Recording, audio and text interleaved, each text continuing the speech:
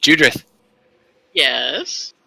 Lord Gravesbane stared out through the porthole, watching the waves rise and fall in time with the aching that tormented him inside.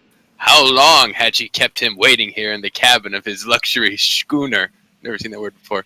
He felt the keen edge of his desire growing more insistent, spurring his impatience. At last the cabin door swung open.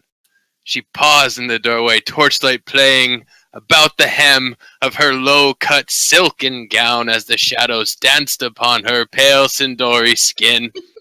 Am I late, my lord? She asked, chewing on the fullness of her lower lip. He found himself speechless as his jaw dropped to the floor. He knelt to pick it up, rising as he snapped it back in place. He turns the page. Some things are worth waiting for, Lady Sunskin. He held out his hand, beckoning her closer. For a moment, a look of uncertainty crossed the highborn's brow. Her shallow breaths hung heavy with hesitation and longing. She brushed her fingertips across the cold, pallid skin of his cheek. I hope your desecration, I don't know the word, doesn't hinder your enthusiasm, Lord Gravesbane. He took her hand and kissed it with his one good lip. Fear not, darling. My jaw isn't what it used to be, but my tongue remains as limber as ever. Oh, God. He turns the page. Oh, Lord Gravesbane, she swooned, falling into his arms. He relished the warmth of her skin as he guided her toward the leather harness hanging over his bed. The story continues with many more chapter laden with porthole puns. And that's it? They leave you hanging? She accepted the chalice of wine with a bat of her long lashes. I really shouldn't, Lord Gravesbane. My mother would never approve.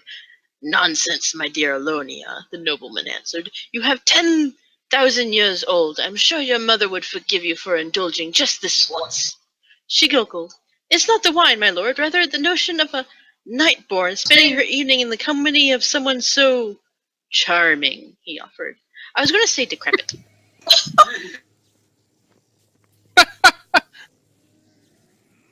Where'd you get those? Oh! Black market. The one I'm reading or the one that Bar was reading? Are those the ones from Icecrown Citadel? No.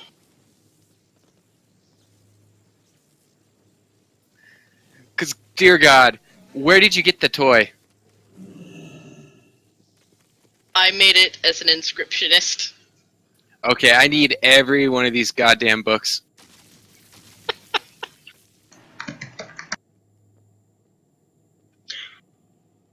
We need to do Nightborne. more live readings of these steamy romance novels. That was amazing. Yeah.